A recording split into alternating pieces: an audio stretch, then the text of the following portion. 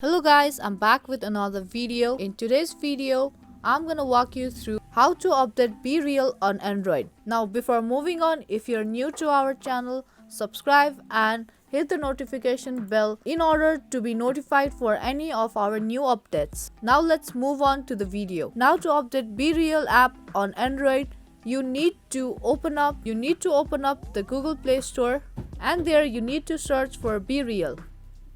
Once you search for this app, now here you can see open button instead of update button because my app has been already updated. Now if you have update button instead of open, then tap on that button and then your app will start to update and download. Once your app get downloaded and updated, here you can also see open button instead of update button.